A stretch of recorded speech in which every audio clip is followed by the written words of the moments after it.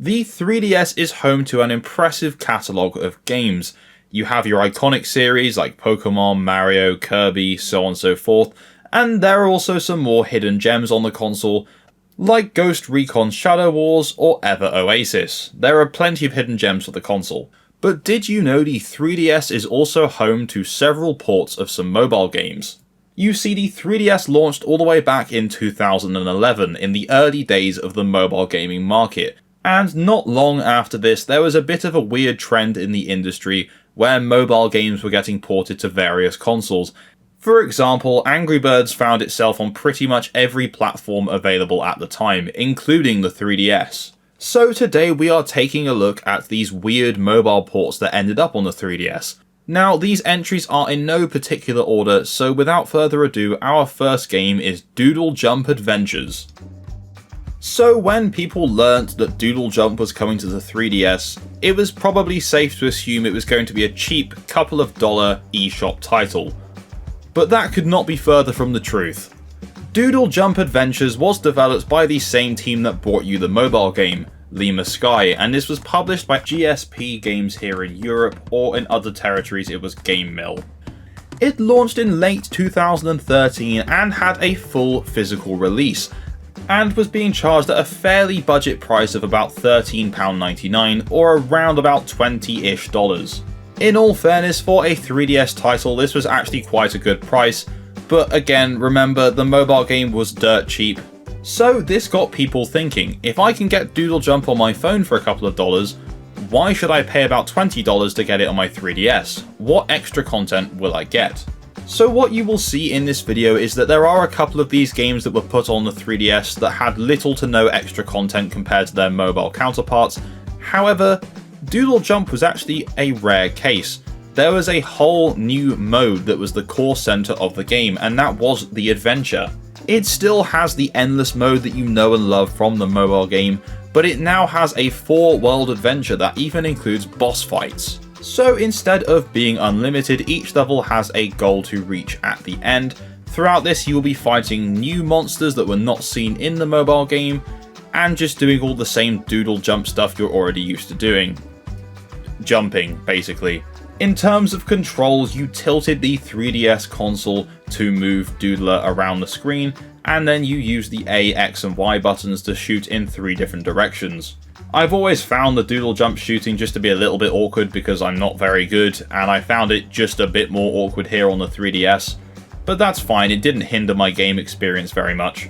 Throughout each of the worlds there are also hidden bonus level keys, and when you do get these, the objective of these bonus levels is to simply just get as many coins as you possibly can. It's a nice breakup from the main gameplay experience. In terms of presentation, Lima Sky have pretty much captured the original Doodle Jump perfectly here. Everything looks pretty nice, the soundtrack is passable, the sound effects are all pretty cool. It's what you'd expect from a Doodle Jump port.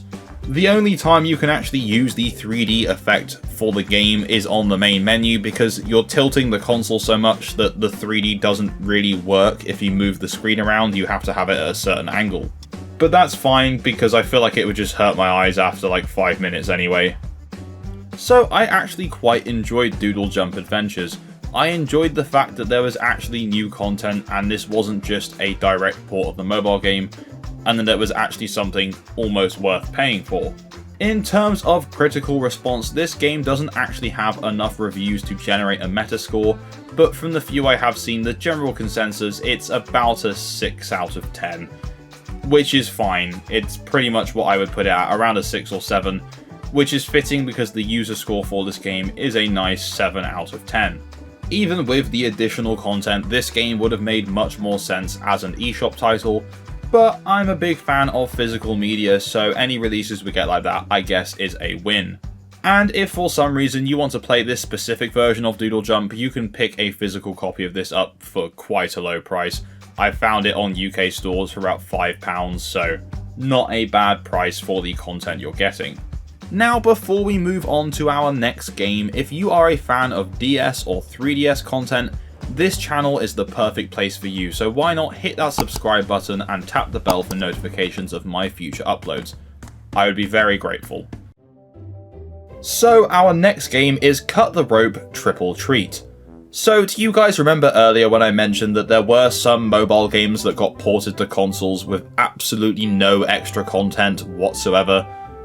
Yeah, that's Cut the Rope. This game, much like its mobile phone counterparts, was developed by Zeptolab, and it was actually published by Activision. Triple Treat launched exclusively on the 3DS in March 2014.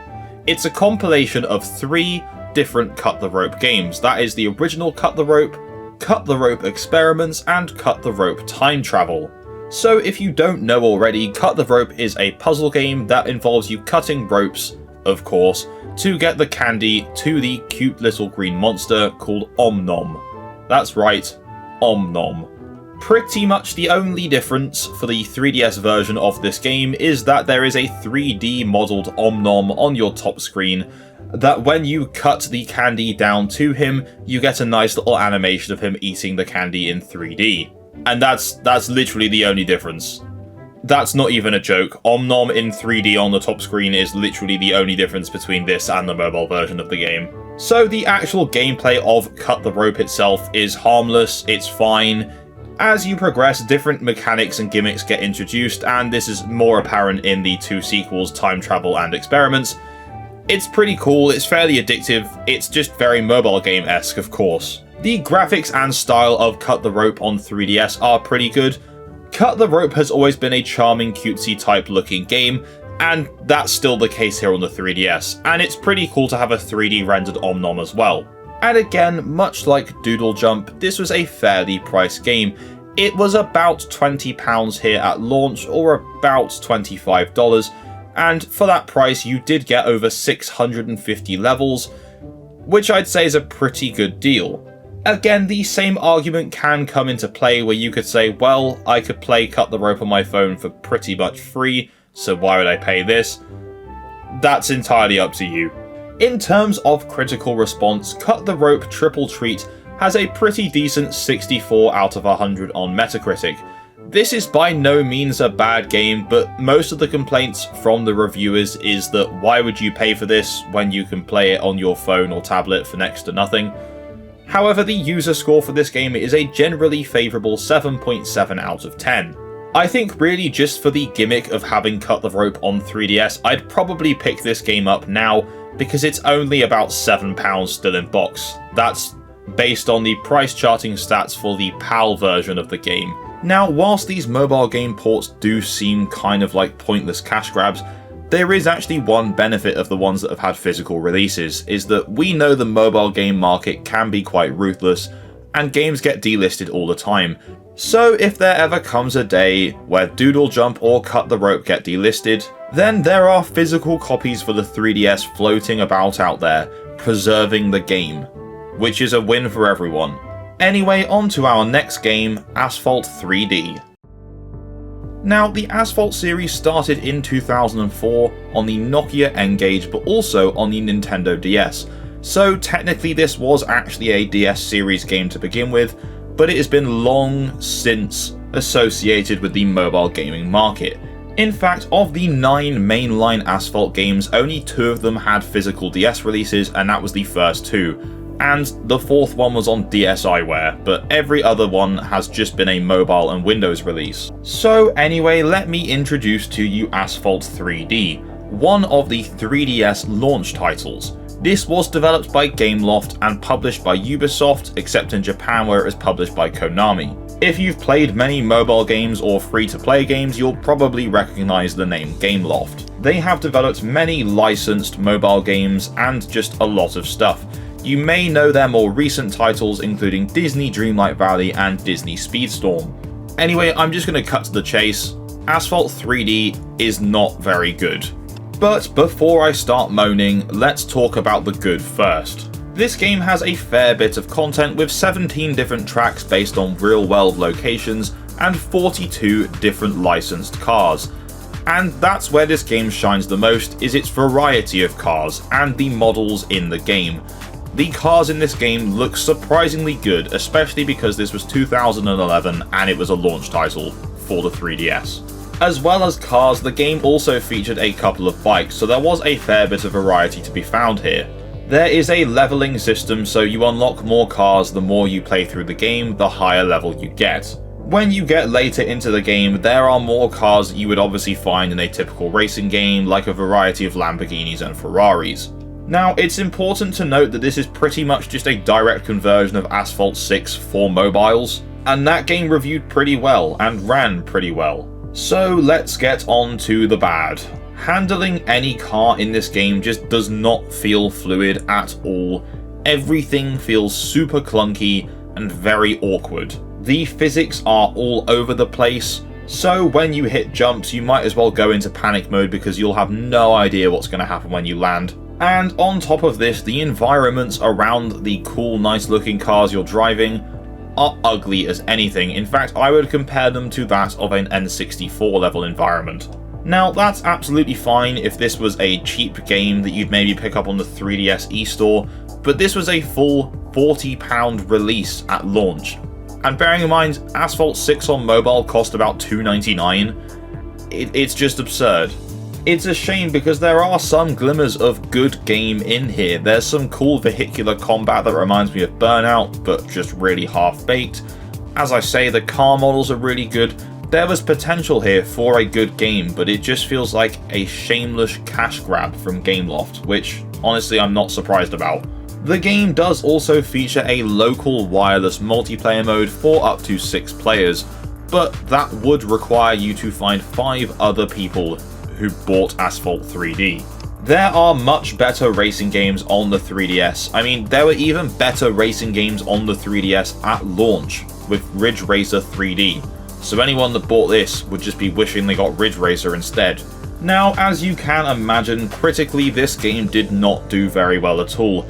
On Metacritic it currently holds a score of 43 out of 100, with the main complaints being the physics, the graphics of the environment, the driving, pretty much everything except the car models, to be honest. To back this up, even the user score is quite low with a 5.2 out of 10. So really, there aren't many fans of this game. Thankfully, the Asphalt series would go on to have some much better releases down the line, and would even eventually return to Nintendo with a release quite recently on the Nintendo Switch. Anyway, let's move on to our next game, which is Angry Birds. So next up we have the Angry Birds Trilogy. That is the official name of the game, by the way, I'm not just saying it's a trilogy. Which is a compilation of the original Angry Birds Seasons, and Angry Birds Rio. Now, do you remember what I was saying earlier about preserving these games in case they get delisted? Well, all 3 of these games have been delisted. The Angry Birds series has continued with a variety of different releases, including Angry Birds 2, but the originals sadly are nowhere to be found, so if you want to play these games, the best and most legal way to do that is with Angry Birds Trilogy. Now, this game released in September 2012 in North America and Europe, and in November that same year in Australia. This launched on the 3DS, the PS3 and the Xbox 360, and would later go on to get ported to the Wii and Wii U in August 2013, and onto the PS Vita in October of that same year. Now, as this game says on the tin, this is Angry Birds. It's the gameplay you've come to expect. You launch the birds from a slingshot at the piggies and get a high score. It's the same simplistic yet subtly challenging gameplay you've come to know and love from the Angry Birds series. On the 3DS port, you can either use the touchscreen to control the slingshot as you would on mobile, or you can use the circle pad to control it instead. Personally, I didn't like the circle pad controls just because I'm so used to touchscreen controls for Angry Birds, it just didn't feel right. Now, at launch, this game cost about £25 or about $30, so for that price, what do you actually get? Now, across the trilogy of games, although trilogy isn't exactly a good description because realistically it's just the same game with a different skin each time, you get about 700 levels. And that can take a while to get through, especially if you're going for the 3 stars. And then of course you have the classic Mighty Eagle variations, so that basically doubles. On top of this, the 3DS port makes use of the Street Pass feature for the 3DS, which allows you to record a tune with bird sound effects and send them off to other players. Apparently this unlocks different goodies, but I have no idea how that would work as I was not able to test this feature. It sounds absolutely ridiculous, but to be honest, even at the time I would think you'd be quite hard pressed to find someone who actually managed to use this feature. The game does also of course make use of the 3D feature, although I played primarily in 2D. One thing I will definitely praise this game for though is the menu design, because even the menu is an Angry Birds theming where you have to sling the birds towards different icons to play what you want to play. In terms of graphics, it looks absolutely fine. It pretty much looks identical to the mobile version at the time, so there's not really anything to say. Angry Birds has always been a somewhat charming looking game, and that's still the case here. It's worth noting that Angry Birds Trilogy did include some exclusive levels that were not in the mobile games, but it's not very many. If you'd already completed all the base game levels on mobile, it certainly wouldn't be worth buying this at full price to play those extra ones. Now, critically, this game just did okay. It holds a 62 Metascore on Metacritic, with critics having similar complaints to our previous mobile releases, pretty much saying if you have this on mobile there isn't much point having this on here, and that it's kind of just an average port. There were some more positive reviews stating that the addictive gameplay of the mobile has been ported to the 3DS very well here, so it's just a mixed bag overall. The user score reflects this as well, with a 5.6 out of 10 for the 3DS version. Now, I have some nostalgia for the original Angry Birds, so I quite enjoyed my time with Angry Birds Trilogy for 3DS, but it certainly isn't the best game ever made. So whilst we're on the topic of Angry Birds, we may as well cover the other Angry Birds release for the 3DS, and that is Angry Birds Star Wars. Angry Birds Star Wars originally released in 2012 for mobile, and is widely regarded as one of the best Angry Birds games. Then, about a year later in October of 2013, it was released for the PS3, PS Vita, the Xbox 360, Wii, Wii U, and the 3DS. And it would later go on to be a launch title for the PS4 and Xbox One. Can you imagine on launch day getting a PS4 or Xbox and the game you get with it is just a game you can play on your mobile phone? I would be kinda mad. Anyway, so yeah, this is an adaptation of the original Star Wars trilogy, and it does follow the story, but of course with birds and pigs. It has similar gameplay to both Angry Birds and Angry Birds Space, so at the very least it does feel somewhat different to the Angry Birds Trilogy game. In terms of controls, you have the same options that you did for the Trilogy game for 3DS. You can either use the touchscreen or the circle pad. Nothing's really changed there. Now, to be honest, this one does feel a lot more like a cash grab than Angry Birds Trilogy did. The menu design isn't fun and exciting like the previous game. You only get about 200 levels in this because it's just a port of Angry Birds Star Wars. And I know I'm saying only 200 levels, that does sound like a lot, but if you compare it to the previous at 700, and bear in mind these games were about the same price when they launched, it just seems a bit absurd. Realistically, this port could have included Angry Birds Space because the gameplay styles are quite similar. Much like the previous Angry Birds console release, you do get some console exclusive levels, but again, it's not enough to justify the price of getting this when you can just have it on mobile instead. Now, on 3DS, Angry Birds Trilogy sold about 650,000 units, but this only shifted about half of that. I think by the time this game released on consoles, a fatigue of Angry Birds has started to set in. Angry Birds Star Wars was the 6th game in the Angry Birds series, and these were all released only across a couple of years, so it's no surprise that fatigue started to set in. In terms of graphics, again, it just looks identical to the mobile version, so it has that same charming Angry Birds look. It's not buggy, it's a fine enough port, there just isn't enough here. Now, interestingly, in terms of critical response, the 3DS port does not hold a single critical review on Metacritic, so it does not have a score. The other console releases of this game vary in scores from 47 up to 59, so none of them are particularly good, and they are all lower than the previous Angry Birds console release. However, it does have a user score of 5.1 out of 10, which again is lower than the previous entry. Now, much like a lot of the early entries in the Angry Birds series, Angry Birds Star Wars is no longer available to download, and that is most likely because of licenses expiring and it being quite an expensive one to renew. So if you do want to play Angry Birds Star Wars, again, the console port is going to be the best way for you to be able to do this. Now, if you did want to pick up a copy of this for the 3DS, it hasn't really gone up in value since the delisting of the mobile version. You can pick up a still-in-box copy of the 3DS version for about £5 as per price charting, so not very expensive at all now. Anyway, on to our final game of the video, Gunman Clive. So, Gunman Clive is probably a bit more of a niche game compared to every other release in this video, but nonetheless it is a mobile game ported to the 3DS. So, Gunman Clive originally released in April 2012 for Android and iOS, and reached the 3DS later that same year here in Europe in December, and in early 2013 in North America and Japan. The game was developed and published by Hurberg Productions, except in Japan where it was published by Fly High Works. It's important to note that Gunman Clive did not get a physical release, meaning you had to purchase this from the 3DS eStore, and that was only for a few pounds or a few dollars, making this one of the more fairly priced games in this video. The game follows the titular protagonist Clive, who is a lone gunslinger in a futuristic Wild West, and you have to save the mayor's daughter from a bunch of bandits. It is a 2D side-scrolling platformer with shooting elements, and to be honest with you, is quite a lot of fun.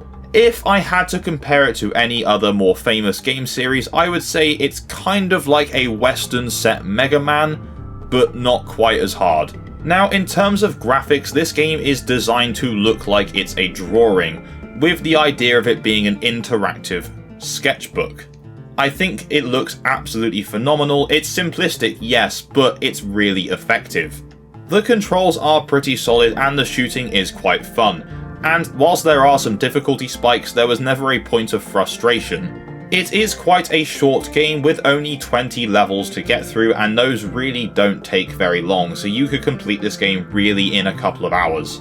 Now, Gunman Clive would actually go on to get a sequel, aptly titled Gunman Clive 2, and this was originally exclusive for the 3DS. Now, I'm not covering this game today, but it's just interesting to note because this sequel essentially got made because the bulk of the 400,000 copies of the game that have been sold were actually sold on the 3DS. Now, of course, the 3DS eStore is no longer active, so you can't actually get this game on there anymore. However, there is a HD re-release of both Gunman Clive 1 and 2, which is available for purchase on the Nintendo Switch and PlayStation. Both games are also currently available separately on Steam for about £1.50 and £2.50 respectively. Now, in terms of critical response, Gunman Clive currently holds an 82 out of 100 Metascore, which is the highest of all the mobile game ports in this video. It also has a quite high user score of 7.8 out of 10, so this is a fondly remembered game. If you have not yet played Gunman Clive, I would recommend you pick this one up on whatever platform you're able to, because it's fairly priced and it's a good time. And if you don't like long games, then this is a good one for you. Anyway, that takes us to the end of our look at mobile games that were ported to the 3DS. Did you play any of these games on the 3DS? And if so, what did you think of them? Please let me know in the comments down below. And also let me know if I missed any mobile games for the 3DS. Thank you very much for watching. If you enjoyed this video, please leave a like, and if you haven't already, please subscribe and tap that bell for notifications of my future uploads. And as always, I will see you in the next video. Bye bye.